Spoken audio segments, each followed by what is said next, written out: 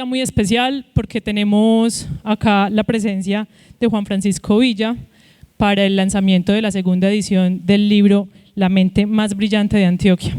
Queremos aprovechar la oportunidad. Como pueden ver en el escenario tenemos una pieza muy especial de nuestro museo. Esta pieza está directamente asociada con la experiencia que vamos a compartir hoy en cabeza pues, de Juan Francisco. También queremos aprovechar la oportunidad para agradecerle muy especialmente a las personas que han hecho esto posible, al Hotel Selva María, al Hotel Casa de Verano, a Alonso Monsalve Gómez, a la Alcaldía Municipal y por supuesto a Canal Teleregión. También un agradecimiento muy especial al equipo del Museo Juan del Corral, que siempre nos acompaña en estas actividades, y a nuestro grupo de guías mediadores, que también hacen que toda esta experiencia de aprender de un espacio como un museo sea posible. Bueno, quiero presentarles a Juan Francisco. Él es arquitecto de la Universidad Nacional, tiene un posgrado en la gerencia de proyectos e infoarquitectura y durante más de 200 años, ay, qué pena, estoy más nerviosa, durante más de 20 años ha trabajado como arquitecto en el exterior. Ha colaborado con grupos de investigación en lo concerniente al quehacer profesional y a temas alrededor de la literatura latinoamericana como su objeto de estudio. Juan es además el investigador histórico y el escritor de diferentes obras como Pedro Justo Berrío el Magno, Lina, Historia de una vida desplazada, Revolución contra Vitruvio y por supuesto La mente más brillante de Antioquia. Quiero que recibamos con un fuerte aplauso a Juan Francisco. Y que nos cuente por qué honrar a la memoria de José María Villa. Muchas gracias. Gracias. Buenas tardes. Qué maravilla estar aquí con ustedes. Soy nacido en Medellín, pero obviamente de madre santafereña y padre sopetraneño. Estoy muy ligado a esta tierra. Desde niño pasaba todos mis fines de años y mis Semanas Santas en Santa Fe, Antioquia. Conozco cada calle de estas. Y desde niño, obviamente, escuché como tantos y tantos hablar de José María Villa Villa. Nunca pensé que con el correr de los años me iba a ver obligado, como me lo dijo Alonso, Luis Fernando Múnera, en el hombre que más sabía acerca de José María Villa en Colombia. Pero creo que por legado familiar me correspondió esa obligación. Y con el correr de los años me hice cargo y no he podido soltarme de ese menester familiar. Porque hoy ustedes van a conocer, y esto ya tiene fecha para presentarse en el Congreso de Colombia, a la mente más brillante de Colombia. José María Villa, para mí mismo como investigador de la Universidad Nacional de Colombia, comenzó a hacer una memoria que comenzó desde que yo era niño, desde que nací. Yo soy sobrino bisnieto de José María Villa y soy tataranieto de Pedro Justo Berrío. Y eso, como mi padre decía, no te hace mejor, Juan, pero saberlo te da una obligación en caso de que quieras aceptar el reto de ser un antioqueño que tiene el privilegio de saber su procedencia. Todos tenemos ancestros, todos tenemos abuelos que debemos de honrar. Mi padre decía algo bellísimo con lo que quiero comenzar esta reflexión acerca del hombre más brillante que ha parido Colombia. Cuando me contaba las historias una y otra vez de José María Villa, de Pedro Justo Berrío, yo, que era un poco pequeño, pero también díscolo, necio, le preguntaba de qué servía saber tanta historia. Hoy, esta reflexión que voy a compartir es muy válida, porque los muchachos de hoy, los que tienen 20, 21, 18, 19 años, no tienen mucha noción de la historia de la nación que les ha tocado por herencia. Él, que obviamente entendía que con 10, 11, 12, 13 años que tenía yo por aquel entonces, tenía justicia para preguntar eso y me dijo: imagínate, hijo, que por un momento apareces en la mitad del monte, no tienes ni idea dónde estás parado. Si no tienes idea de dónde estás parado, tampoco vas a tener propósito de saber hacia dónde tienes que ir. Eso es una persona que no sabe la historia. Si no sabemos de dónde venimos, tampoco entenderemos hacia dónde tendremos que dirigirnos. Uno de los grandes problemas de nosotros como colombianos, como antioqueños también, es que estamos en la mitad del monte y pensamos mágicamente que aparecimos por obra y gracia de quién sabe quién, ahí, en la mitad del monte. Nuestros mayores sí tenían una conciencia un poco más allá, sin ir demasiado lejos, pero tenían una noción, esa noción que le permite a todo antioqueño pararse en el puente de Occidente y sentir desde lo más íntimo y profundo que ese puente, por alguna extraña razón, es muy importante, aunque no sepamos por qué. Hoy, esta investigación de más de 20 años nos va a decir que José María Villa es un mito, pero es un mito que vamos a desmontar para convertirlo en lo que merece ser, una leyenda. José María Villa es la mente más brillante de la historia de Colombia. A esa deducción llegué yo y otros historiadores, pero créanme, no lo dije yo de primero. El primero que dijo esto fue el gran ingeniero Alejandro López Restrepo, el mismo día del sepelio de José María Villa, cuando con unas palabras muy sentidas dijo: les voy a decir, y esto lo leyó él en un discurso, les voy a decir qué hay que hacer cuando uno está frente a un genio. Cuando uno está frente a un genio, lo único que puede hacer es callarse y escuchar. Cuando mi padre me contaba todas estas historias, como les decía, de todos estos grandes hombres, yo le preguntaba ingenuamente, quizás por una asociación muy infantil: entonces yo también soy un genio. Y él me dijo: usted no. Téngalo muy claro que usted no. Ni yo tampoco, Juan. Y la infinita mayoría de los seres humanos con los que usted se va a cruzar en su vida, tampoco.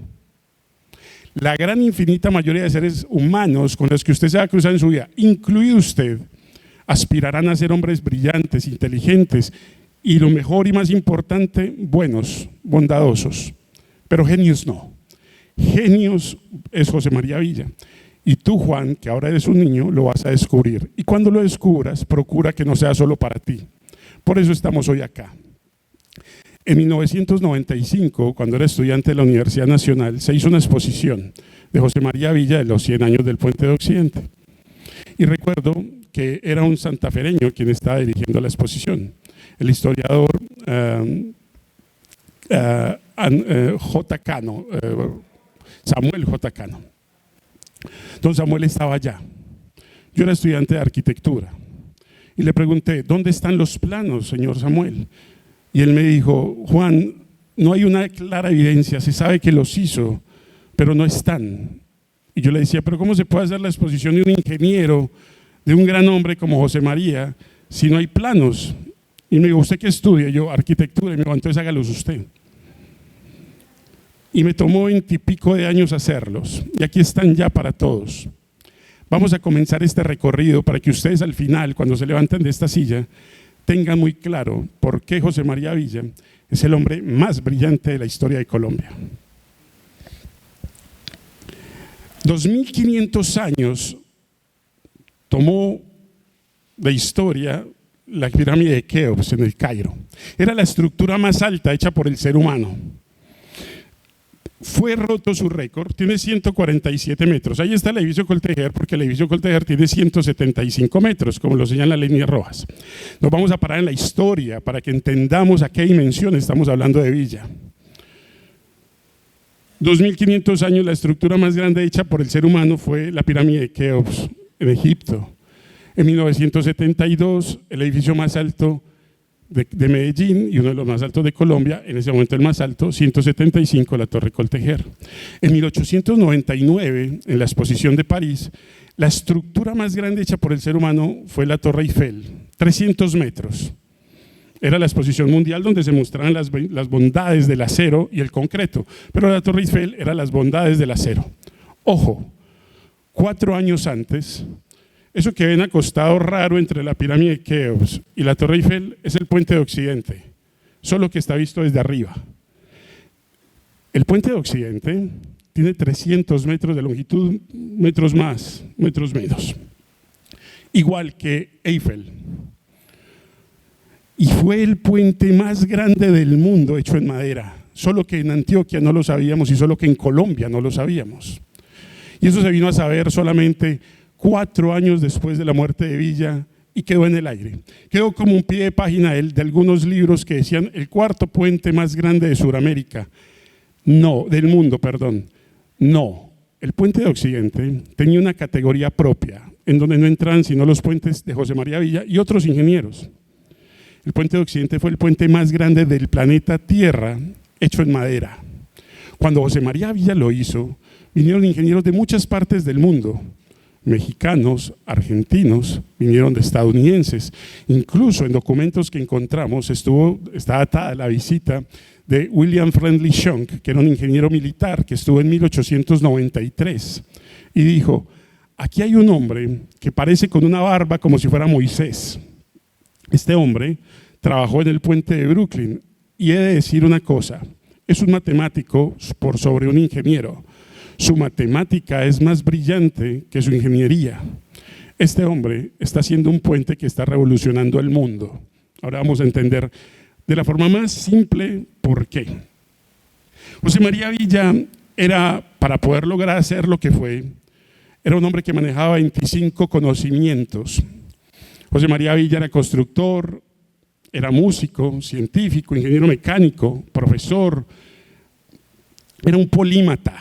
Polímata es ese término que habla de los hombres del Renacimiento, que sabían hacer muchas cosas: ingeniero en materiales, ingeniero civil, arquitecto, calculista. Tenía aprobado más de 25 saberes, pero tenía algo que lo hacía muy diferente. Él sabía que era un genio, pero él se sabía mejor ser humano que genio, lo cual era bastante particular. ¿De dónde procede José María Villa? Porque les voy a contar una anécdota y con esto no se debe hacer sentir mal a nadie. El día de hoy estuve almorzando aquí en Santa Fe de Antioquia con mi amigo Andrés y horas después fui con mi familia a almorzar, a que ellos almorzaran. Entonces, la persona que nos atendió muy amablemente nos contó una historia. Nos dijo: aquí hay dos personas muy grandes, María Centeno y José María Villa. Yo guardé silencio. Y entonces mi esposa le dijo: cuéntenos acerca de José María Villa. Y entonces repitió una historia, que es una historia muy manida y que hoy debemos de comenzar a bajarle el tono, porque no se lo merece Villa, no se lo merece Santa Fe de Antioquia, no se lo merece Antioquia, no se lo merece Colombia. Mire, señor, él era un borracho que hizo un puente, no sabía leer ni escribir. Ese hombre, vinieron ingenieros de todas partes del mundo y nadie sabía por qué decían: ese puente se va a caer, y no se cayó, como magia, como una elucubración. Y entonces yo afiancé una frase que a lo largo de todas estas exposiciones se ha afianzado: vamos a desmontar un mito para crear una leyenda. José María Villa es una leyenda que es de los antioqueños. Ese hombre no surgió de la nada. Ese hombre surgió de una montaña y de unos ancestros que vinieron en 1648. La historia de los Villas es apasionante. Cuando comenzó la conquista de América, el rey simplemente de la época lo que mandó fue mercenarios. Estos mercenarios llegaron a un mundo convulso de aborígenes y en Antioquia de oro, y todo el mundo quería buscar su fortuna a como fuese el lugar. 100 años después, 1648, lo que se quería hacer era normalizar de alguna manera esto, y la estructura para poder normalizarlo y llevar las leyes de Indias a feliz cumplimiento para respetar a los aborígenes y a los nativos fue mandar, en vez de mercenarios como los primeros que llegaron, expertos en las labores que se requería. Toribio Villa de Posada, Sánchez de Prieto, fue el ancestro de José María Villa, que llegó aquí a estas tierras en 1648, mandado por Felipe IV. Era un militar asturiano de una población que se llamaba Piñeres. Estos hombres, Asturias es uno de los lugares más mineros, y no era ajeno ni era inocente que Antioquia se poblara de asturianos, de cántabros, de navarros y de vascos. Nuestros apellidos hablan de eso, y unos que otros gallegos. Los Villa eran dos: Toribio y José Ignacio, ambos militares, ambos expertos en minas. Cuando llegan, se establecen en Santa Fe, Antioquia, porque obviamente tenemos a Buriticá, que lleva más de 500 años dando oro, y a este paso va a dar mucho más oro en el futuro. Para que se hagan una idea, en 300 años de Buriticá salió, y otras minas de Antioquia, salió el 77% del oro que se produjo en Colombia. Y la cantidad de oro que durante 300 años los españoles sacaron de toda Antioquia, que era el 77% del oro producido en Colombia, fue solamente, los 300 años equivalen a lo que hoy se saca en 2 años en Colombia. O sea, era una explotación con las uñas, como era en la época. Esos personajes, Toribio se casa con una descendiente, y aquí es donde viene una parte de la historia que se vuelve apasionante. Se casa con Bárbara Díez de la Torre, una mujer de Santa Fe de Antioquia, que era tataranieta de un hombre que llamaba Martín Díaz de Armendariz. Díaz de Armendariz era hermano de Miguel Díaz de Armendariz, el virrey. Antioquia era de gran interés, no por sus gentes, no por algo, no, por el oro. Éramos oro y más oro. Peque, La Concha, por Santa Rosa, Buriticá, en todas partes hay oro y sigue habiéndolo. Entonces estamos con que los villas se casan con gente de muy rancia ralea de Santa Fe de Antioquia. Estos militares llegan y se establecen. ¿Y qué hizo el rey? Ustedes les voy a pagar con tierras, no tienen que hacer chanchullos ni cosas extrañas. Entonces los villas son dueños en ese momento, 1600, 1700, de tierras que suben a Horizontes, por allá en Sopetrán, llegan a Belmira y bajan hasta Porce. Por eso José María Villa, y esta es la primera pregunta que hacía alguien: ¿qué hacen haciendo un hombre de cuna rancia en una montaña por allá arriba, en Horizontes, en La Chapa? Tierras y tierras era la forma como el rey Felipe IV quería que esos hombres nuevos vinieran a explotar, arraigándose, casándose con mujeres de aquí y entendiendo que esta era su nueva patria. Y así sucedió. El tataranieto es este señor que está aquí abajo, el tataranieto de Toribio. ¿Quién era ese señor que está en la mitad de los otros dos? Hay 4 hombres claves en la historia de José María Villa. Uno es su papá, Sinforiano Villa Vergara, había sido gobernador, médico y abogado. De él no hay imágenes, pero estos 3 sí. Manuel Uribe Ángel, Juan Nepomuceno Villa y Pedro Justo Berrío.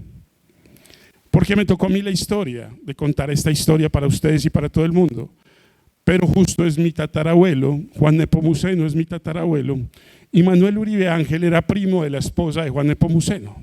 Y ahorita vamos a comenzar a desglosar esto. Juan Nepomuceno Villa es bisnieto de Bernardo Villa Díez. Bernardo Villa Díez fue regidor de Antioquia, y de Alfonso Castilla de López, también regidor de Antioquia. Juan Nepomuceno Villa, al igual que José María Martínez Pardo de Santa Fe de Antioquia, cuya oficina, casa, está en lo que hoy es el Hotel Mariscal, eran los hombres más brillantes de toda esta región de Antioquia. Nepomuceno, por estos 2 hombres que les menciono, tenía la biblioteca más grande de Antioquia, la que hemos encontrado ejemplares en custodia de la Universidad de Antioquia, ejemplares que datan de 1736, de 1780, de 1836. Y aquí viene la segunda situación maravillosa. Cuando José María tenía 8 años, sucedió algo bellísimo. Su padre era prestamista, político, abogado, exgobernador de la provincia de Antioquia, y el niño se le acerca teniendo 8 años, lo ve haciendo sumas porque el papá prestaba dinero, no existían los bancos aún. Y le dice: papá, esa suma da tanto. El papá piensa que simplemente es una jugarreta del niño, y cuando hace la cuenta se queda con el número que el niño le había dado y se le acerca y le dice: José María, disculpe, ¿tú qué me dijiste ahora? Que la suma da tanto, papá. El papá se asustó.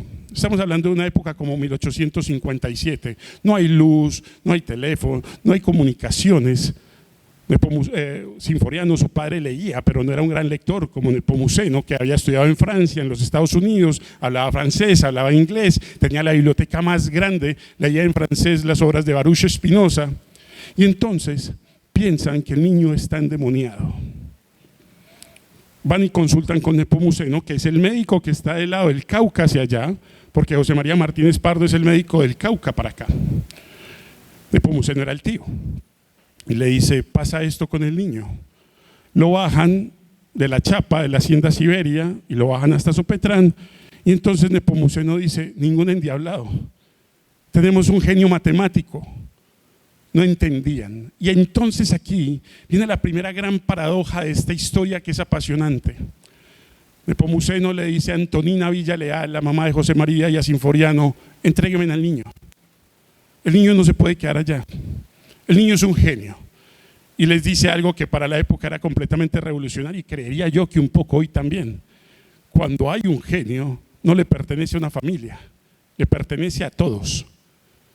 Y entonces esta gente, con el dolor del alma, pero entendiendo que era el deber ser, entregan a José María Villa a los 7 años. José María Villa baja a vivir a Sopetrán, a lo que es la casa cural de hoy. La casa que queda al lado de la iglesia era la casa de Juan Nepomuceno Villa. Y este señor, fundador del Colegio Caldas, que hoy es el Colegio José María Villa, lo cría. Le enseña francés, le enseña inglés, le enseña filosofía. Desde los 7 años hasta los 14 años, José María Villa, que es un niño maravilloso, respondón, jugador de cauchera y matador de pájaros, aprende francés, inglés, filosofía, epistemología, axiología y todo el conocimiento. Nepomuceno, profesor de Manuel Uribe Ángel, también médico, le dice: Manuel, me vació, no tengo más que enseñarle a este muchachito. Justo en ese momento se da una circunstancia política maravillosa: la batalla del Cascajo en Marinilla, la ascensión, el triunfo de Pedro Justo Berrío en Yarumal y la ascensión de Pedro Justo Berrío el 10 de enero de 1864 como presidente del Estado Soberano de Antioquia. Un hombre progresista, grande, como lo decía Tomás Carrasquilla en el homenaje a Pedro Justo Berrío en el libro de 1894. Si Antioquia es la madre de todos nosotros, ¿dónde buscamos el padre más que en Pedro Justo Berrío? Manuel Uribe Ángel habló con el doctor Berrío y le dijo: doctor Berrío, usted sabe el niño genio de Sopetrán. Dijo: estoy cansado de oír la historia del niño genio de Sopetrán, porque así se manejaba la historia del niño genio de Sopetrán. Y el niño genio de Sopetrán, Manuel Uribe, después de conversar con Nepomuceno, tenía muy claro la trazabilidad que debía de seguir este muchachito. Pedro Justo, hay un problema grande que arrastramos desde 1832. No comenzó ayer lo que les voy a decir. Antioquia tiene que salir al mar y no hemos podido hacerlo porque tenemos el Cauca. El puente más grande de Colombia en ese momento era un puente de 40 metros en Cartago, pero cuando el río Cauca entra a Antioquia y entra por La Pintada, no son 40 metros como en Cartago Valle, son 144 metros, y después subías y llegabas hasta Santa Fe de Antioquia a 300 metros. Era un imposible metafísico y técnico para la época. Aparece después un hombre que llamaba Geoff von Lengerke en el libro de Pedro Valderrama, La otra raya del tigre. ¿Se acuerdan de la novela de Guy Ecker, Café con aroma de mujer? Después hace La otra raya del tigre. Lengerke era un ingeniero que en un duelo en Bremen, Alemania, mata a un hombre poderoso. Siendo Lengerke un hombre poderoso, entiende que si no huye va a tener problemas. Y Lengerke llega a Santander, Colombia. ¿Y cómo se cruzan la vida de estos dos personajes maravillosos, Lengerke y Villa? Porque Lengerke, como ingeniero, se vuelve un gran terrateniente en Zapatoca, Santander, y construye y bate los 2 récords de puentes. Lengerke hace un puente de 70 metros, recuerden el de Cartago, 40, Zapatoca, el río Jordán, 70 metros, y hasta ahí. Pero 70 metros todavía seguía siendo la mitad del puente más chiquito que requería Antioquia en La Pintada, de 144 metros de longitud. Entonces, tenemos a un José María Villa que obviamente entra en los planes de Antioquia. Yo soy arquitecto, pero me forjé como arquitecto porque yo presenté un examen como cualquier cristiano, pasé a la universidad, pagué y me pude egresar. José María Villa no. José María Villa fue un producto del departamento de Antioquia. En 1864, Pedro Justo Berrío, oyendo el consejo de Manuel Uribe Ángel, dice: vamos a patrocinar al niño porque tienes razón. Si no tenemos un genio que teja Antioquia con el Cauca, no hay posibilidad de que esto funcione. Si Antioquia no salía al mar, Antioquia no tenía posibilidad de ser un gran estado. Y entonces, en función de eso, y ojo con esto que es enloquecedor, el niño genio llega en febrero de 1864, patrocinado por el Estado de Antioquia en cabeza de Pedro Justo Berrío, y en abril de 1864 Pedro Justo Berrío, con 2 batallones, le reclama al gobierno central Urabá. El mapa de Antioquia no es lo que nosotros vemos hoy, siempre no fue así. Urabá no nos pertenecía. Durante la gran mayoría del siglo XIX, el Golfo de Urabá no era de Antioquia, era de Chocó, que a su vez era de Popayán. Y entonces Pedro Justo Berrío en abril de 1864 le canta la guerra a Colombia. Dato muy interesante y un poco perturbador. Avanza y el presidente de aquel entonces era Manuel Murillo Toro. Manuel Murillo Toro sabía de la fama de estratega de Berrío cuando en Yarumal salió detrás de la niebla porque Berrío conocía el área, sabía en qué momento de ventanas bajaba la niebla y llegaba como una sombra y se apuraba de todos. Era un hombre brillantísimo, un militar increíble, y aún siendo un militar tan grande, a él le llamaban el Abraham Lincoln antioqueño. No quería quedar como un militar, y por eso la escultura de él del Parque Berrío tiene una levita, y esa levita decía: porque antes que militar yo soy un hombre de ley, y antes que militar yo soy un humanista que vela por los intereses del pueblo antioqueño. Este hombre le canta la guerra a Colombia y Manuel Murillo Toro le dice: ¿qué quiere Antioquia para evitar el conflicto con la nación? Urabá, queremos Urabá. Pero ¿cómo se va a subrayar Urabá? Ustedes tienen el Cauca. Dice: lo resolveremos, pero queremos Urabá. Recuerden, 70 metros el puente más grande que había para ese instante, hecho por Lenguerque. 1862, Berrío le canta la guerra a Colombia. 1864. Murillo sabía que los puentes que requería Antioquia para poder superar el Cauca eran 140 metros, 300 metros, 180 metros. Imposible. Y entonces, cuando este muchachito llega con 14 años, después de lograr Berrío la aprobación de decir: nos entregan Urabá, pero tenemos que desarrollarlo, entra a la Universidad de Antioquia como estudiante. Pero Justo Berrío había traído profesores de Alemania y de Francia: Eugene Lutz, Bayer-Cook, matemáticos. A los 17 años, siendo alumno de la Universidad de Antioquia, Bayer-Cook y el mismo Eugene Lutz dicen al presidente Berrío: José María Villa tiene que ser maestro, ya no tenemos nada que enseñarle. Y a los 17 años y 8 meses, José María Villa se convierte en el profesor más joven de la historia de Colombia como matemático de la Universidad de Antioquia. Eugene Lutz decía: es desconcertante. José María Villa cogió la aritmética euclidiana y la mejoró. ¿Cómo voy yo a enseñarle a alguien que durante 40 años yo aprendí unas fórmulas y este muchacho con 17 las mejora? Fue la bofetada más bella que me han pegado en mi rostro. José María Villa, con 17 años, 8 meses, se vuelve profesor de la Universidad de Antioquia, y siendo profesor de la Universidad de Antioquia comienza a enseñar una cantidad de cosas y hace algo maravilloso.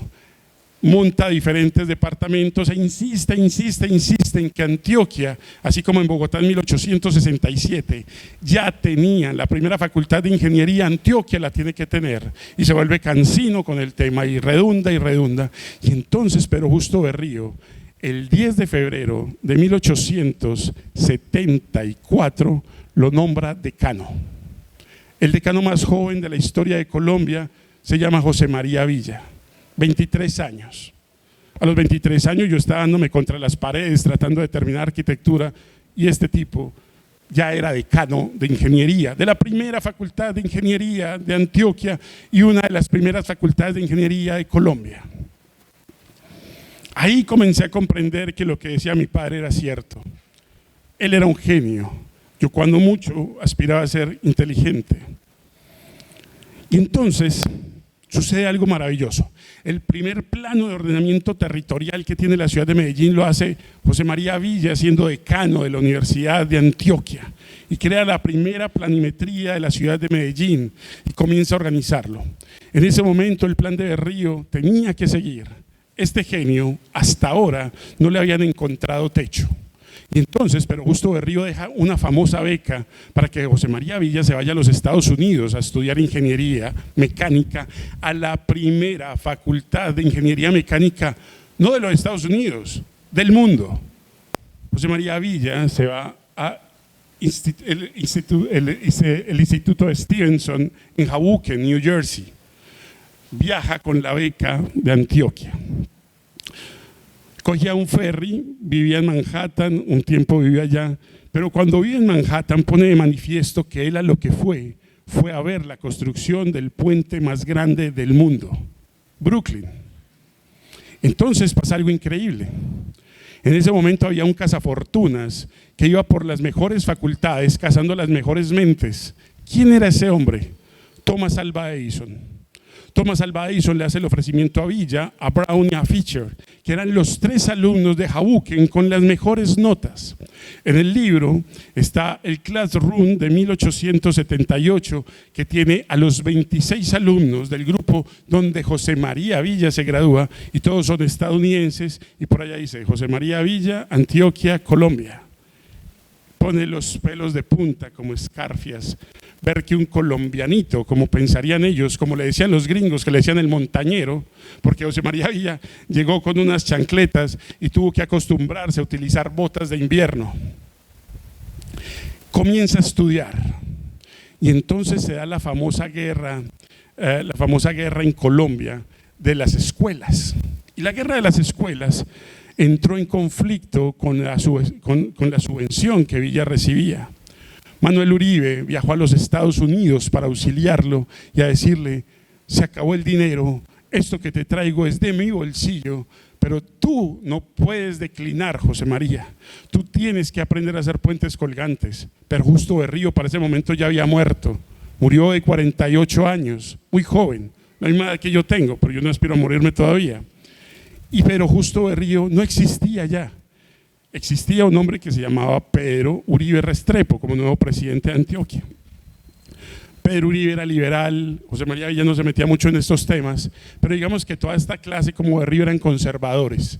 Los liberales estaban más para sostener el poder en aquel instante y entonces no veía con buenos ojos esos ánimos progresistas y entonces no le envió dinero. Dijo: estamos en guerra, no hay dinero, y Manuel Uribe, como les dijo, fue a auxiliarlo. Entonces José María hizo una de las cosas que yo les estoy diciendo acá, que vamos a levantar una leyenda.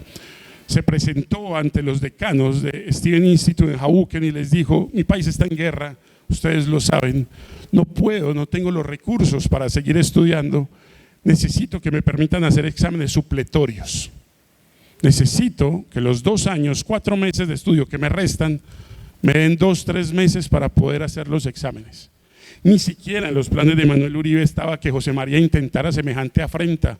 Si yo hoy me presento a la Universidad Nacional y le digo: no, mire, yo no tengo plata, me faltan 2 años y medio, entonces permítame hacer unos exámenes para acabar la carrera de arquitectura, me van a mirar, se van a reír y me van a decir: ¿usted quién diablos se cree? Cosa que no pasó en el caso de José María, porque José María Villa en clase había corregido ecuaciones de Pierre-Simon Laplace, ecuaciones que llevan 80 años de existencia, que había hecho una de las grandes mentes matemáticas, y había afilado unas ecuaciones de Gauss, el matemático francés. Y entonces la recepción de semejante petición por parte de José María Villa de las entidades en Estados Unidos fue: realmente a cualquiera le negaríamos esto, pero con usted es imposible. Si usted siente que puede hacerlo, inténtelo. José María Villa utilizó un método que él había visto en los matemáticos más avanzados de la época, que se denomina método deductivo. El método deductivo es que él simplemente veía el resultado del problema y simplemente se quería imaginar cómo podía alguien llegar de este problema a este resultado, y creaba su propio método. En ese jueguito de 3 meses, José María Villa corrigió varias ecuaciones y mejoró la matemática de muchos matemáticos de la época.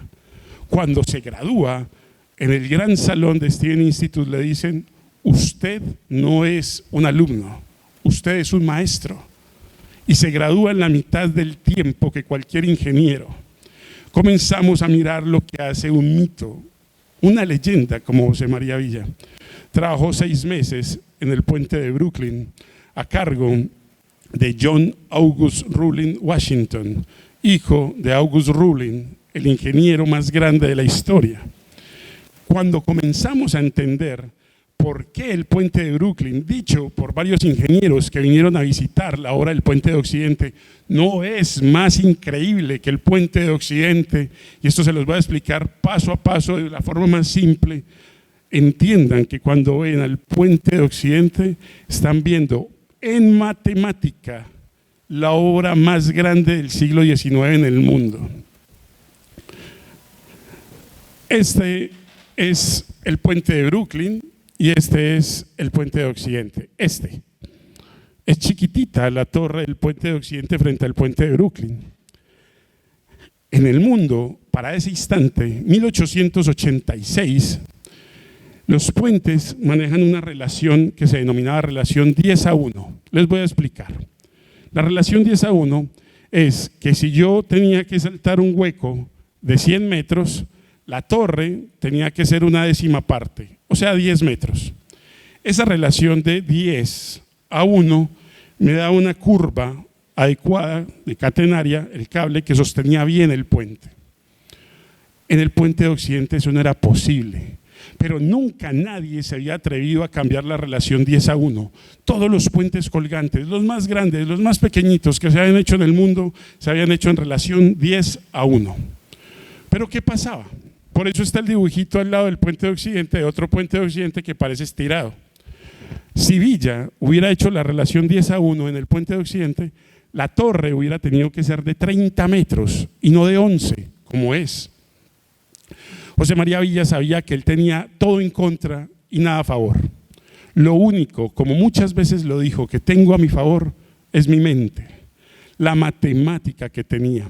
De José María Villa dijo un ingeniero británico de apellido Twain, decía: es raro encontrar un ingeniero que sepa tanto de matemáticas, pero cuando lo encuentras, has encontrado un genio.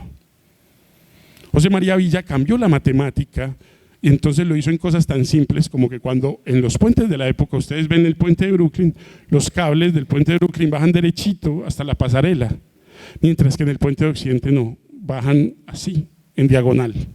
Y creó unos tensores, parecía una hamaca.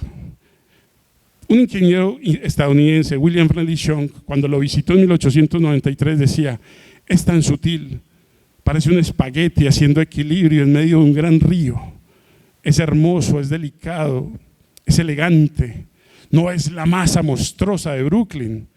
Este hombre, a punta de matemáticas, logró sortear algo que en el mundo no se conocía, y entonces aquí lo nombra. Cambió la relación 10:1 por una relación muy chata de 26/1. O sea, las torres del puente de Occidente, si hubieran seguido la matemática existente, deberían de haber sido de 30 metros de alta y no de 11. Pero José María Villa lo logró. Todo el mundo pensaba, los ingenieros de la época pensaban: está loco, se va a caer.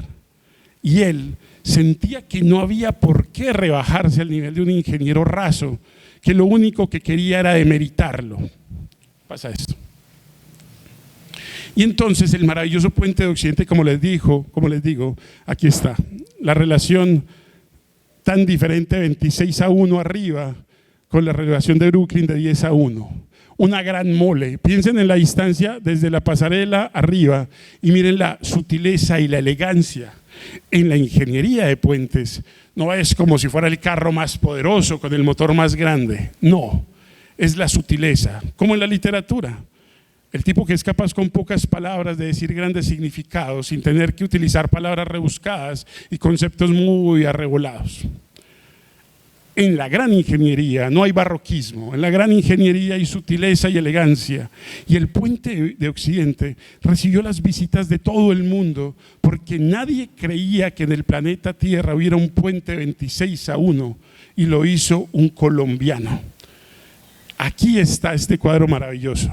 Este cuadro, para los que somos de aquí, cuando lo comprendemos y lo vemos, nos tiene que generar hasta un ánimo de llanto y de belleza, de emoción. Estos eran los 16 ingenieros más grandes del siglo XIX. Allá donde aparece el número 4 en la esquina, John August Roebling, el ingeniero del puente de Brooklyn, Dentro de los récords mundiales, este cuadro es el cuadro de la época, de una lista que llamaba Merriman and Jacobi de 1898, donde aparecían los puentes que habían batido récords mundiales. ¿Por qué los numeritos al lado de los personajes? 4 hizo Rublin, 3 hizo Villa y los demás que no tienen número hicieron un puente. O sea, señores, José María Villa batió 3 récords mundiales. Hay un capítulo en el libro bellísimo que se titula ¿Por qué no lo valoraron? Porque no lo sabíamos. No teníamos ni idea de lo que José María Villa había hecho a nivel mundial. Cuando José María Villa hizo el puente de Fredonia, el puente de Iglesias, fue el primer récord mundial. 97 metros de luz, desde una piedra que estaba en el río hasta la orilla. Allí creó una categoría personal que se llamaba puentes colgantes de madera e hizo su propio récord mundial, 97 metros.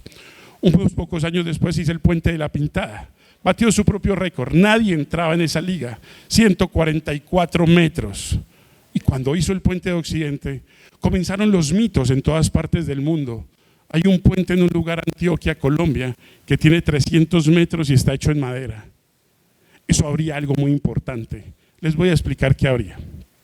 Recuerden, la exposición mundial, la Torre Eiffel, 1899. Esto fue antes de la exposición mundial de 1899. Esto fue 1887, cuando comienza el puente de Occidente, 1895, cuando concluye. El acero solamente era manejado por unos cuantos países. Francia, Inglaterra, Estados Unidos. Pero en el mundo no hay 3 países, en el mundo hay más de 200 naciones. La infinita mayoría de las naciones del planeta Tierra trabajaban sus puentes en madera. La solución de José María Villa no era para las 3 potencias hegemónicas en el mundo, era para el resto del mundo. Y un libro que se llamó Manual de Puentes Colgantes en Madera de José María Villa se reprodujo en la India, se reprodujo en África, se reprodujo en Argentina, se reprodujo en México. Los ingenieros querían venir a ver, porque la ingeniería tiene algo bendito. Si tú la observas, tú la copias. Quien quiera reproducir el puente de Occidente simplemente le toma las medidas a cada elemento y lo reproduce. Y eso lo sabía Villa. Sabía que su trabajo era honesto. Por eso nunca se encargó de desmentir a nadie. Decía, mi trabajo está ahí. Hay 1000 mitos que se hicieron sobre José María Villa, como el de las vacas, como que hacía los planos en la arena. Y por eso hoy tenemos que comenzar a desmentir todo esto, porque no es un mito. Es un hombre de carne y hueso, leyenda de la matemática y la ingeniería del mundo, no de Colombia, no de Antioquia. Estos puentes, estos son los del Enguerque que les mencionaba. Entonces hay un mito que cuentan algunos guías y en el puente yo en silencio he querido escuchar cuando llegan y cuentan, es que aquí llegaron 2 ingenieros alemanes y pensaron que él estaba loco porque José María Villa chantajeaba la gobernación de Antioquia con aguardiente. Falso de toda falsedad. Había un ingeniero, Francisco Escobar Campuzano, se había ido a estudiar a los Estados Unidos, a la Universidad de Ohio. Y entonces en un artículo, que obviamente la copia del documento está llamada Engineering Structures de 1894, volumen 32, le preguntan, ¿qué opina usted como ingeniero colombiano de una estructura que se está construyendo en Antioquia, Colombia? Y él dijo, tengo la seria idea de que caerá. A partir de ahí, el mito negativo de José María Villa comienza. Esto fue escrito el 4 de octubre de 1894, un poco antes de un año de la inauguración, un poco más de un año antes de la inauguración del puente de Occidente. La gobernación de Antioquia desconfiaba, todo el mundo desconfiaba. ¿Por qué el proyecto siguió? Porque José María Villa ya había hecho 2 puentes gigantes que en Colombia no existían. Porque Antioquia es una quimera. Porque nosotros teníamos en Medellín 35.000, 40.000 habitantes, mientras en Bogotá ya tenían 380.000 habitantes. Porque Antioquia era una mina a cielo abierto que parecía imposible. Porque cuando se tiene que entender que hacer 1 kilómetro de vía en Antioquia es una quimera, es porque este territorio es así tendido, es quebrado, sube y baja. José María Villa le tomaba 3 días llegar de Medellín a Sopetrán. 3 días con sus 3 noches, dormían en posadas. El primer viaje que se data de la época desde Medellín a Turbo tomaba 21 días. El primer viaje escrito en un libro bellísimo que se llama Viaje de Medellín a Bogotá, escrito por otro familiar que se llama Eduardo Villa Vélez, tomaba de Medellín a Bogotá 24 días. Y eso si no te enfermabas, que en el caso de Eduardo Villa Vélez se enfermó y le tocó estar varios días pernoctando en Puerto Nare hasta que se curó. Porque eso es lo que les decía al principio. Si aparecemos en la mitad del monte, si no sabemos nuestra historia, no podemos tener idea de hacia dónde tenemos que ir. Antioquia no comenzó ayer con el Toyo. Esa idea del puerto de Puerto Colombia comenzó en 1832. Esa idea de Puerto Colombia, la carretera, John Enrique White se sacó la vida tratando de hacer una carretera imposible. 200 militares a cargo de White hacían de 8 a 10 metros por día con asadón, con picas y con palas para hacer una trochita de 2 metros de ancho para llegar a lo que hoy tenemos de vías 4G con viaductos maravillosos y túneles increíbles. Manuel Uribe se sentaba en el boquerón con José María Villa, se dejaban notas y cartas porque era uno de los amanecederos antes de acometer la última jornada para llegar al Valle de la Aburrá. Y allí conversaban. Malaya suerte la nuestra, decía Manuel Uribe Ángel, depender de mulas para tener que hacer estos trasiegos en zigzag. ¿Cuándo será el día que no tengamos que caminar el mundo en Antioquia como si fuéramos otras mulas sobre otras mulas? Porque estos hombres en esa época no sabían que llegarían los carros, ni los aviones, ni la electricidad. Pero ojo, la electricidad sí. José María Villa lo había visto en los Estados Unidos. Cuando termina el puente de Occidente en 1895, la empresa de obras públicas de Medellín le encargó algo que entendían que solamente él podía hacerlo. El primer cálculo eléctrico para la primera generadora eléctrica de Antioquia y la tercera de Colombia. José María Villa es el padre de lo que hoy llamamos EPM. Hizo el cálculo eléctrico para la generación de electricidad en Piedras Blancas, Antioquia, en Santa Elena, la primera productora de electricidad que había en Colombia. Y aquí vamos a hablar de lo que trae también la segunda edición, que es ¿qué pasó con Villa? ¿Solamente lo conocemos por 4 puentes? No, José María Villa fue mucho más que eso. Cuando termina la obra del puente de Occidente, comienza a hacer el cálculo de lo que les estoy contando.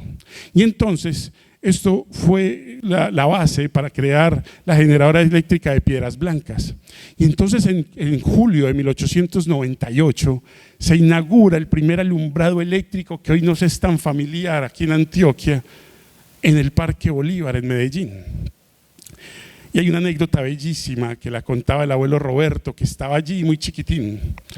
Yo nací, para los que están haciendo cuentas, cuando yo nací mi papá tenía 58 años, o sea, si estuviera vivo tendría como 100 y pico.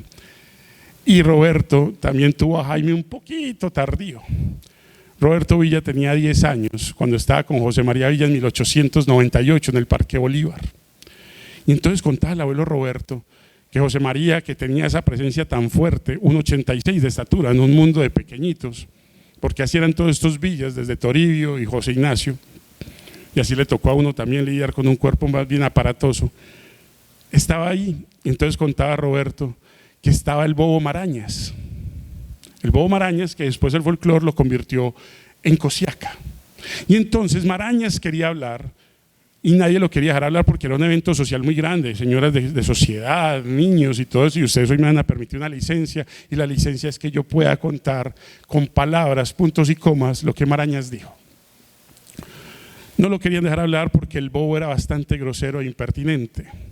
José María Villa le dijo: déjenlo, que hoy estamos de fiesta. Cuando prendieron por primera vez las 180 bombillas, la noche del Parque Bolívar se hizo día. Antioquia estaba destinado por el padre Pero Justo Berrío a ser el departamento más poderoso de Colombia, pero tomaría décadas y décadas, y hoy lo estamos viendo.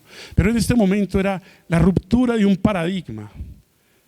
Por petición de José María Villa, Marañas se subió y entonces, sin micrófono obviamente, y a viva voz dijo: ahora sí, Luna, hijueputa, te puedes ir a los pueblos que aquí ya no te necesitamos.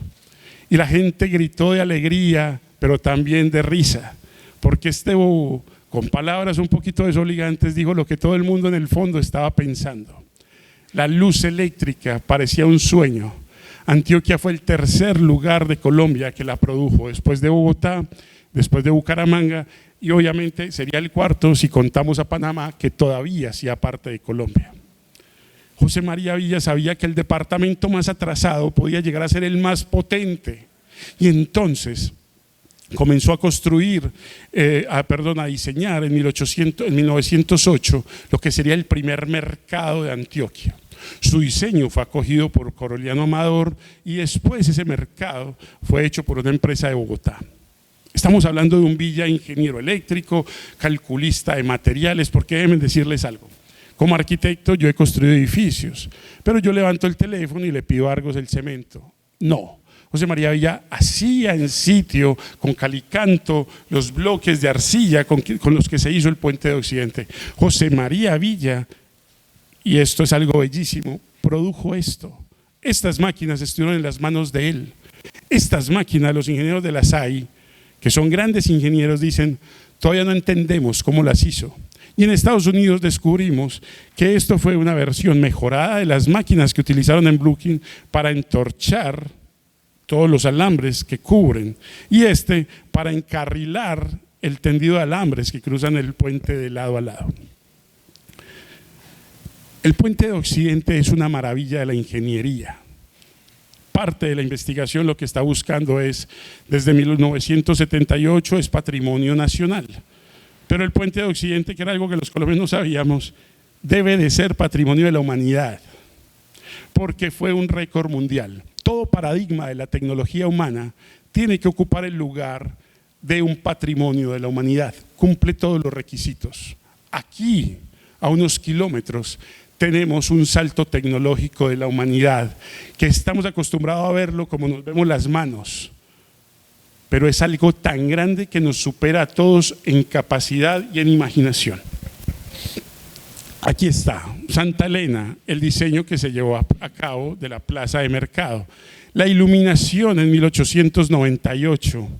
José María Villa era pobre, nació rico y murió pobre. Voy a contar algo de la parte humana de José María Villa, que contó Nepomuceno y la legó a mi bisabuelo Constantino, a mi abuelo Roberto, a mi padre Jaime y a mí. Cuando tenía 9 años, sus profesores en Sopetrán le decían: doctor Nepomuceno, llame al orden al niño, hace 2 cosas que no están bien, le resuelve las tareas a todos, está arruinando su proceso educativo. Y por otro lado, hemos visto cómo él, al salir de las clases, ha matado a pájaros a cauchera, y eso no está dentro de los valores cristianos que le estamos enseñando al niño. Y Nepomuceno entiende que José María, que era bien complicadito, para darle cualquier respuesta había que llamarlo al orden, y lo sienta justo en el patio de la casa cural de hoy, la iglesia de Sopetrán, porque esa era la casa de Nepomuceno Villa. Y contaba Nepomuceno que comenzó a cantaletearlo acerca de lo bueno y de lo malo, de lo conveniente y lo inconveniente, de que no debía enseñarle y dejar que los niños, así él pensara que eran tonterías, siguieran su proceso, porque cada cual tenía que hacer su vida, y si a él le quedaba tan fácil, tenía que entender que ellos no eran como él. 40 minutos, 45 minutos le echó el cuento encima, y entonces al terminar Nepomuceno pensó equivocadamente, entró en razón, pero era un niño genio. Le tocó el hombre, el muchachito llevaba 40 minutos con la mirada clavada al suelo. Cuando le dice: José María, ¿usted entendió lo que le quise decir, mijo? El niño voltea y le dice: sí, tío, yo entendí que usted habla mucho. Entendí que usted habla demasiado, tía, que con los primeros 5 minutos yo ya entendí lo que usted me quería. Entonces, ¿por qué no me dijo? Porque, tío, usted es mayor que yo y yo lo respeto. Y si yo no lo hubiera respetado, usted me hubiera seguido echando el cuento. Entonces, le voy a decir una cosa, tío. Yo tengo claro que cada cual siga su camino y que cada cual haga las cosas como corresponden. Y es más, para que entienda que usted habló demasiado, le voy a decir que por aquí pasaron más de 1500 hormigas. Por eso tenías la cabeza en el suelo. Sí, tío, estaba contando hormigas. Y esas hormigas todo el tiempo han estado trabajando, tío. Y usted y yo aquí hemos estado perdiendo el tiempo. O sea que por favor, usted a sus cosas y yo a las mías, tío. Nepomuceno entendía que este muchachito era fuera de lo normal, por eso entendía que tenía que ser un proyecto de Antioquia, de Colombia, si era posible. José María Villa no llegó a Estados Unidos simplemente a balbucear inglés, sabía inglés perfectamente, había recibido clases de violín, de piano, era un músico. Quizás por eso su nieta y su hija fueron grandes músicos para Antioquia. Hay otra anécdota maravillosa. Bueno, aquí tenemos este tema. Este era el mapa de Antioquia durante muchísimo tiempo. Este es el mapa de Antioquia de 1864, cuando Pedro Justo de Rioba dice: o nos dan Urabá o vamos a entrar en una guerra. Porque Pedro Justo de Rioba entendía que si no teníamos Urabá y no teníamos puerto, que apenas en un año, año y medio lo vamos a tener. Imagínense en qué visionario pudo ser alguien que visualizó algo que iba a tomar más de 100 años. Entendió que ese mapa, que hoy todos nos resulta tan extraño, ¿eso es Antioquia? Sí, eso es Antioquia. Y es más, les he de decir que el tiempo que Antioquia duró siendo así es mucho más que el tiempo que Antioquia ha durado siendo como lo conocemos.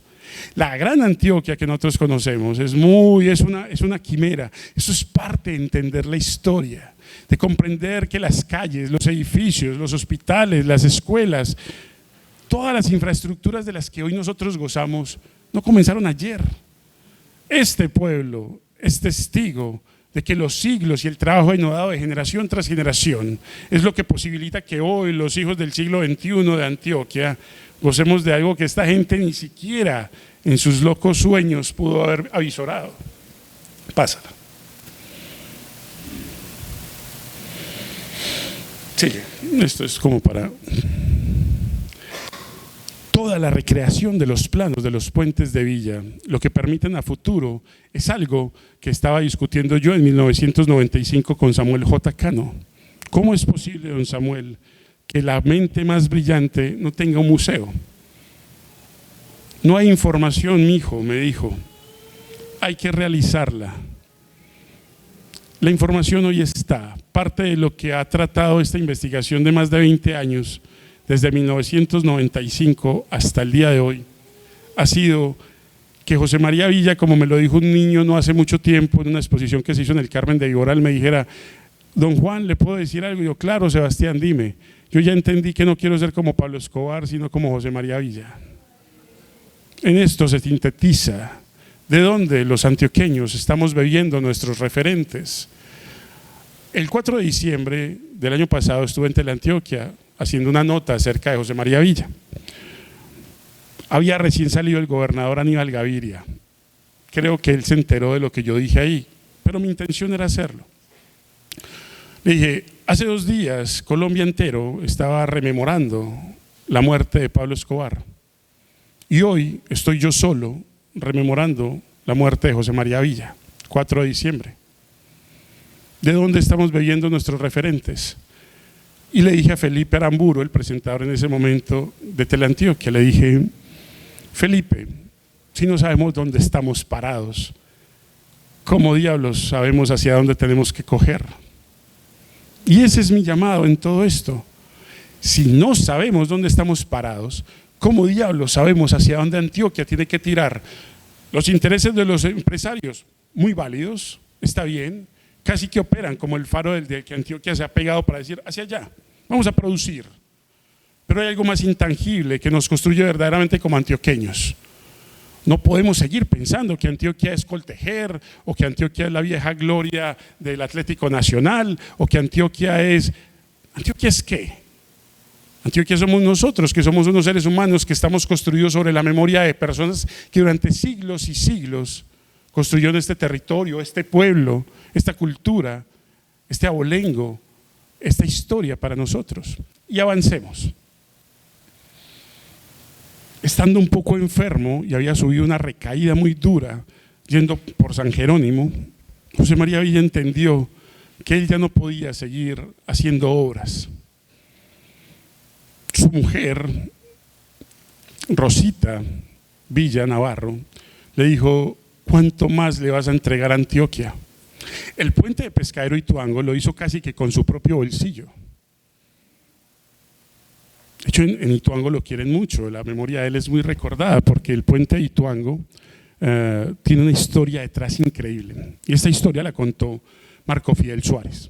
Marco Fidel Suárez, por ahí en una parte de los numerosos libros de la memoria de Luciano Pulgar, recordó la anécdota que después evocó cuando en un momento, ya siendo presidente de Colombia, le dijeron: doctor Suárez, cuando usted tiene momentos difíciles, aciagos, ¿cuál es esa experiencia capital de la cual toma fuerza? Y le digo: les voy a decir, cuando yo tenía 18 años, tenía que ir a Ituango porque mi papá, aquel que no me reconoció, Samuel Barrientos, me dijo: necesita plata, pues venga por ella.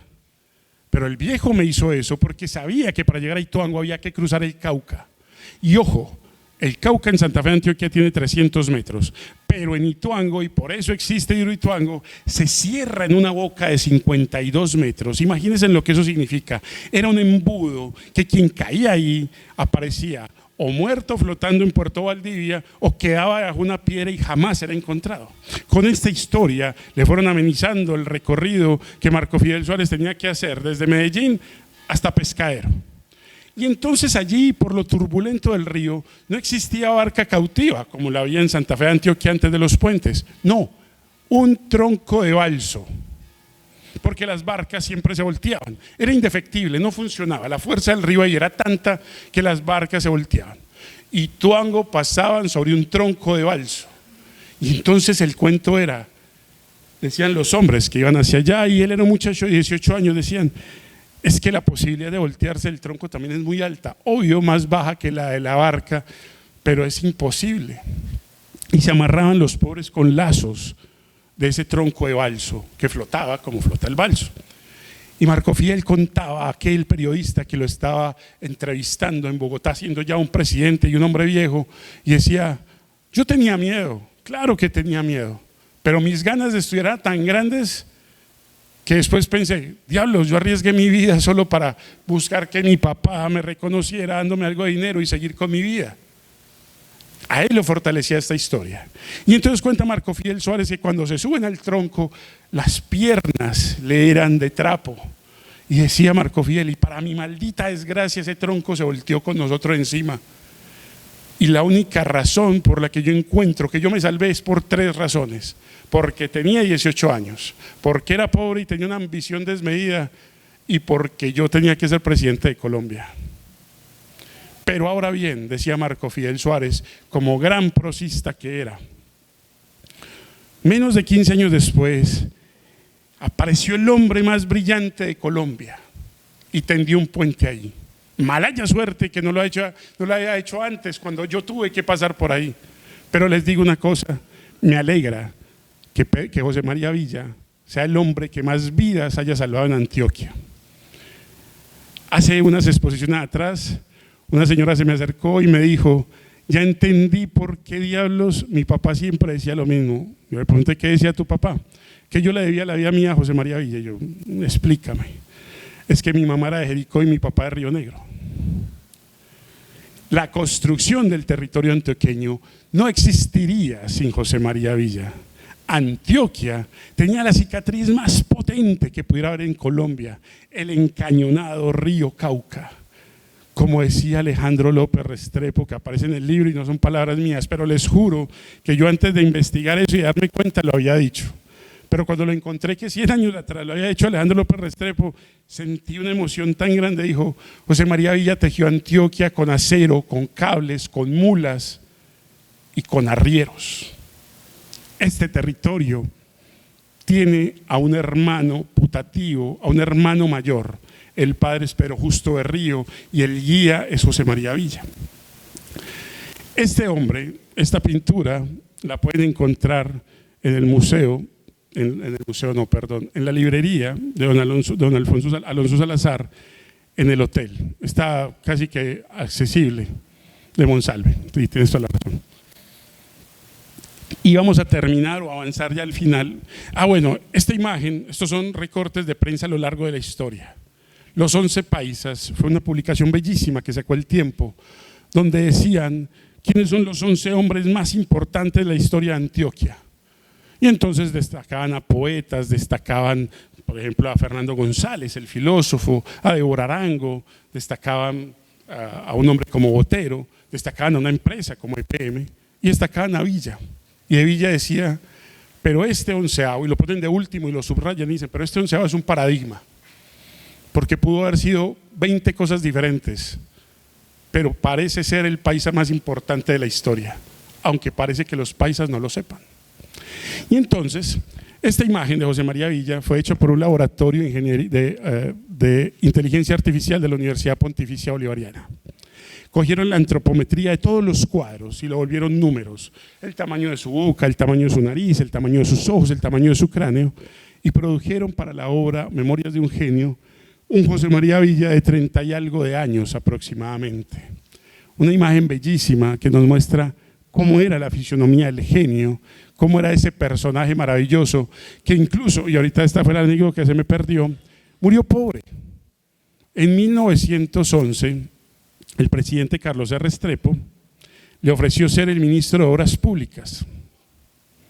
Y él dijo, presidente, gracias por ese honor, pero no me haga este daño. Yo ya estoy viejo, estoy enfermo, Bogotá es muy frío, está muy lejos de los míos y yo tengo algo más grande y más importante y más humilde que hacer. Carlos R. Restrepo, que lo admiraba profundamente, le preguntó, pero ingeniero, ¿qué puede ser más grande que servirle a su nación? Dijo, hay algo más grande, formar a los próximos ingenieros de Colombia y de Antioquia. Yo voy a morir. Avisoraba, 2 años después murió. Pero yo tengo que seguirle enseñando a las próximas generaciones de ingenieros de Antioquia, porque entienda algo, y usted como antioqueño lo va a entender. Nosotros, los antioqueños, por este territorio tan complejo, necesitamos ingenieros, pero no cualquier ingenieros. Necesitamos los mejores ingenieros que pueda dar esta tierra. Y en efecto, así fue. Creó a los grandes ingenieros, como Alejandro López Restrepo, hacedor del túnel de la Quiebra, el túnel más grande de Sudamérica en 1927. Creó ingenieros como Antonio J. Duque. Hace poco, cuando estaban haciendo un sistema de transporte masivo en Medellín, descubrieron el acueducto de Antonio J., que era del mismo tipo de los acueductos que hacían en Roma. Esos somos los antioqueños. Esta carta, bueno, aquí entonces lo escriben periódicos del Espectador de los años 50 y siempre era el paradigma del genio antioqueño tan desconocido. Y aquí vamos a tratar de responder las 3 últimas preguntas de esta charla. Si era tan brillante Juan, ¿por qué diablos no lo sabíamos? No lo sabíamos por 3 razones. Porque éramos un lugar muy aislado y la información no fluyó. Solamente 4 años después de él muerto, un ingeniero que llamaba José María Jaramillo Metz trajo de Estados Unidos un manual, Merriman, que era un libro de estructuras ingenieriles, que simplemente lo que hacía era acoger las grandes obras a nivel mundial. 1917, Jaramillo Metz trae el libro y dice aquí en Antioquia, ¿ustedes sabían que el puente de Occidente fue el más grande del mundo en madera? Y la gente se sentó a pensar y dijo, ¿sí? ¿El más grande? Sí, el más grande, aquí lo dice. Aquí están los datos que comprueban que era el más grande en madera.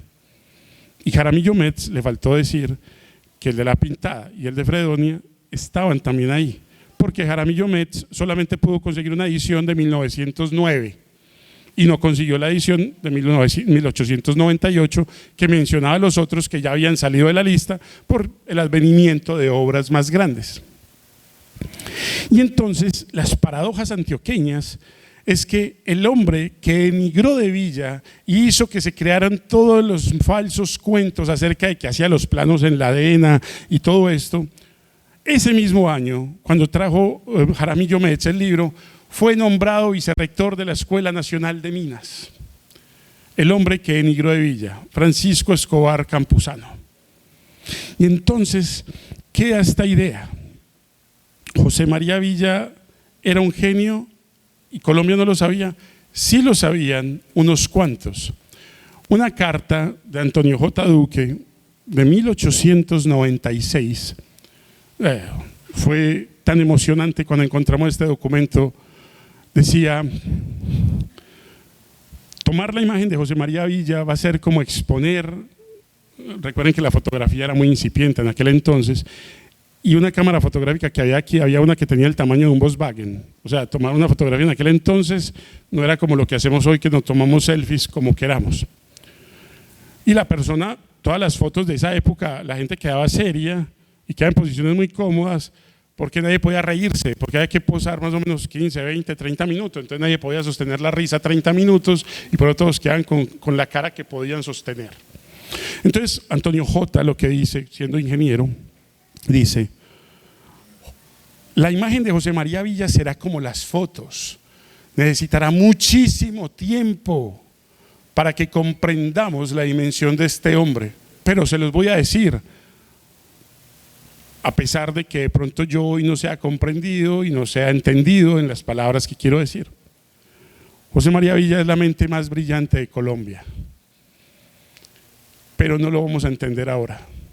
Cuando estudio sus puentes, lo dijo en 1896, con meses de inaugurar el puente de Occidente, me doy cuenta que mi ingeniería no logra comprenderlo, pero el puente está ahí. Me doy cuenta que cuando busco al ingeniero Villa, al matemático Villa para que me lo explique, mi conocimiento no logra llegar a donde él quiere que llegue, pero el puente está ahí. Hay una comparación hermosa con el gran Filippo Brunelleschi. Filippo Brunelleschi fue un ingeniero y arquitecto italiano que creó la cúpula de Florencia, Italia. Era la cúpula más grande de una catedral en el planeta Tierra, 100 metros. Y esta cúpula simplemente salía del mismo principio del de Villa. La curva catenaria que se forma en la relación 10:1, que José María Villa acható en una relación 26:1, es la catenaria invertida. Eso es. Los mismos principios. Se colocaban cargas a un cable y entendían qué había que hacer para crear una cúpula con bloquecitos y que no se cayera. Nunca en la historia de la humanidad antes de Filippo Brunelleschi se había construido una cúpula que superaba 100 metros de luz. Y Brunelleschi fue tomado como el gran héroe de la ingeniería del Renacimiento. Eso es José María Villa y no le hemos dado el sitio. Es un Filippo Brunelleschi, es un hombre del Renacimiento que hizo algo tan grande que no le hemos dado el lugar por una simple razón, porque no lo entendemos. Porque pensamos que es un borracho que hacía planos en la arena con un palo, que no sabía leer y escribir, como me dijeron hoy. Y entonces, como me dijo el finado Samuel J. Cano, me decía: es que Juan, yo creo que él no hacía planos. Yo le decía: don Samuel, ¿cómo es posible? Si usted manda a pedir piezas a Inglaterra, otras piezas a los Estados Unidos, ¿cómo cree que yo puedo mandar a pedir algo que tiene que viajar en mula, luego en barco, hacerlo y volver? Escribiendo en una hoja: yo quiero una pieza cuadrada con huequitos así. Claro que hacía planos, claro que los planos se desgastaron en años y años de trabajo en una obra. Cuando ya estaba viejo y estaba enseñando con Tulio Spina en la Facultad de Minas, vivía en el barrio San Benito, en Medellín, enfrente de lo que hoy es la Minorista. Y entonces contaban algo maravilloso. Ya estaba viejo, con su barba, jamás se cortó su barba. Y entonces caminaba con un libro de infinitesimal, de geometría infinitesimal, distraído. Todo el mundo lo mira y decía: tiene que ser un genio, porque si no sería un loco, y este señor ha hecho cosas que un loco no hace. Y se iba caminando. Contaban que los carruajes casi lo atropellaban. Y como era un Medellín de aquel entonces, las puertas eran abiertas. José María, distraído con su libro de álgebra infinitesimal, se metió en una casa que estaba 3 casas antes de la suya. Y entonces la señora Emma lo vio entrar con su libro abierto, con su chaqueta negra, con su pantalón negro y su camisa blanca, y vio que don José María se metió a la habitación. Doña Emma se quedó callada, vio que el ingeniero se acostó en la cama y vio que siguió leyendo y que se quedó dormido. Y entonces fue y le dijo a la esposa, 3 casas más allá: doña Rosita, no se preocupe, el ingeniero entró a la casa y se quedó dormido. Dios mío, José María: no, para nosotros es un honor. Para mí, les aseguro que para mi esposo es un honor que ese señor esté acostado en nuestra cama. Y entonces pasaron 3 horas, el ingeniero muy orondo se quedó dormido, estaba cansado el viejo, y cuando seguramente abrió los ojos dijo: carajo, yo no estoy en mi casa. Se puso los zapatos, se levantó y entonces la señora Emma le dijo, no, ingeniero. El esposo estaba ahí, ya sabía. Dijo, quédese que le tenemos un chocolatico parviado. Y se sentó ahí a echar cuento hasta que Rosita tuvo que ir por él. Vamos para la casa, mijo. Contaba una bisnieta de José María, con la que tuve el honor y el privilegio de conversar en Bogotá no hace tanto, que José María Villa pasó un lapso muy duro en el que pasó de Santa Fe a Antioquia, un tiempo a Ituango y se bajaba hasta Fredonia. Y poco iba a Medellín y estaba casado con Rosita. Y entonces una de esas otras amigas le dijo a Rosita, ojo Rosita, si usted no se pone las pilas, José María se le puede desviar para otro lado. Quién sabe que vaya a coger otro puerto por ahí de río en río. Y Rosita entendió que no, entonces yo tengo que ir. Y entonces, como sabía que la mejor de los campamentos era el de Fredonia, arrancó para Fredonia. Y yo, aquí me aplasto hasta que aparezca. Y entonces, como Rosita se encontró con algo que le indigestó profundamente, porque ella cada mes le mandaba carta a Fredonia, y entonces se encuentra con que la mayoría de las cartas están guardadas en un chifonier de madera francés y no están abiertas. Dijo, aquí está pintado este pendejo, pero me va a oír. Y cuando aparece José María unos días después en su mula, le dice, mija, ya me habían contado que usted estaba aquí, ¿qué está haciendo por acá? Yo vine a darle una sorpresa, pero la sorprendida fui yo. ¿Qué es esto, José María, por Dios? O sea, yo con harto amor le escribo cartas a usted, que es mi marido, y usted ni siquiera toma el trabajo de abrirlas. Le dije, mija, ojo, es un genio, ¿no? Yo me hubiera asustado y no sabía qué hacer. Pero José María le dijo, mija, yo abrí las 3 primeras. Decían lo mismo, mande plata y estamos bien.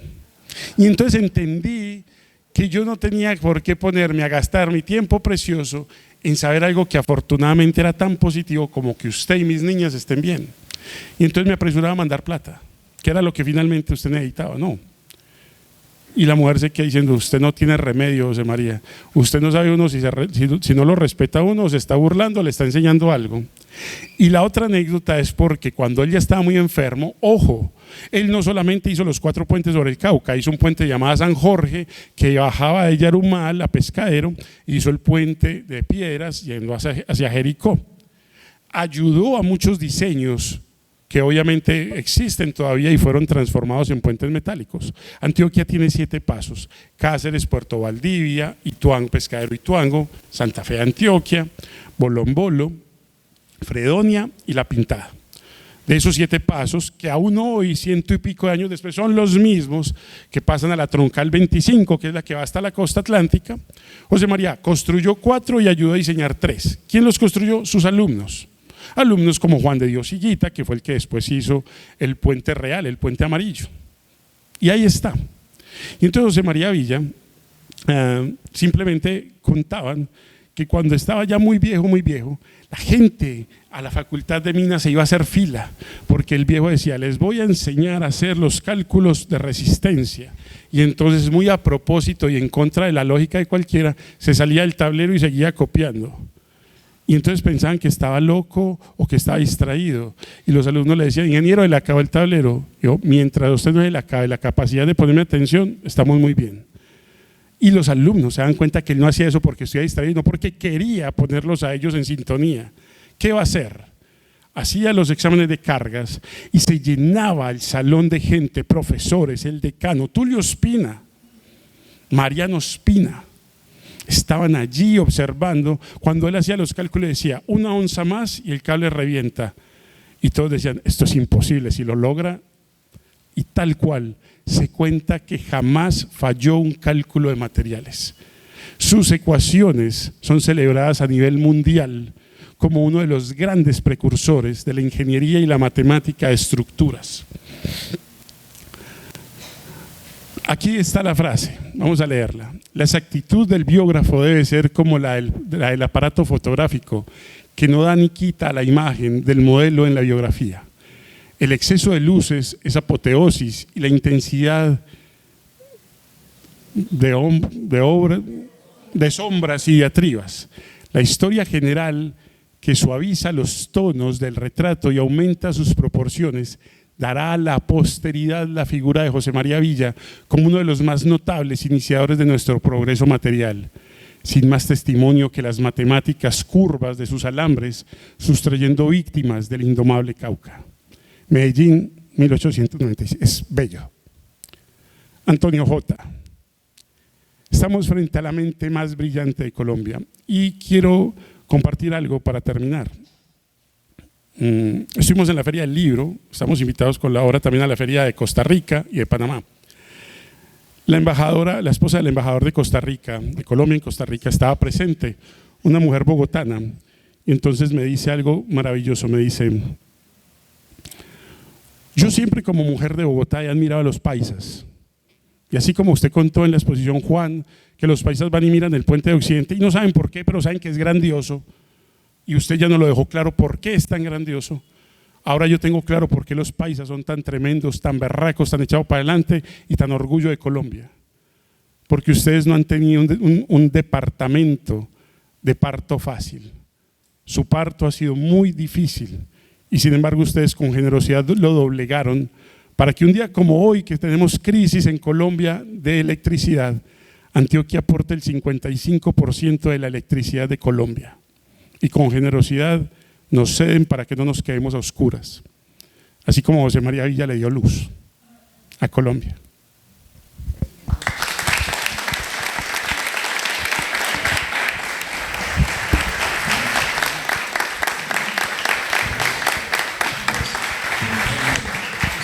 Preguntas.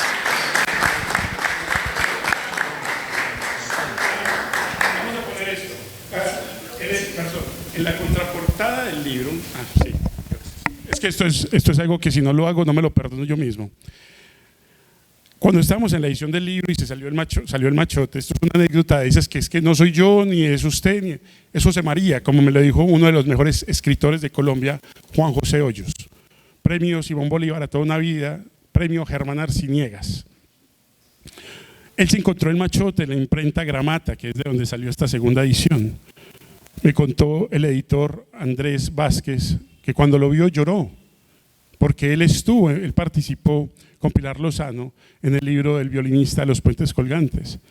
Ojeó la obra y dijo: ¿quién hizo esto? Yo tengo que conocer a la persona que hizo esto. Entonces Andrés, obviamente él ve lo tan conmovido, le dio mi número y me llamó, me dijo: déjame escribir algo, por favor Juan, déjame escribir algo. Y cuando vayas a sus charlas, permite que yo aporte un poquito a la luz de ese hombre que es José María Villa. Quiero leerles esto y quiero que escuchemos a Juan José, que es casi que el padre de este libro, de esta investigación. Como lo decía él, no sos vos, Juan, no soy yo, es José María. Ah, sí, dale. José María Villa, memoria de San Miguel, es tal vez la mejor de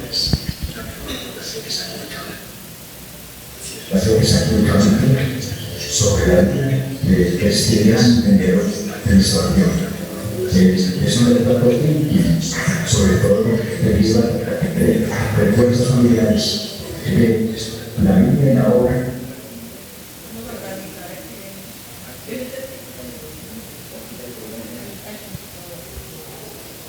Si no es porque vale la pena. Es tal vez la mejor población que se aplica sobre la línea de este gran restauración. Es un retrato aquí, sobre todo debido a recuerdos familiares de la vida y la obra de Villa. José María fue el hombre que unió a Antioquia, que no solamente regresaba el río Cauca.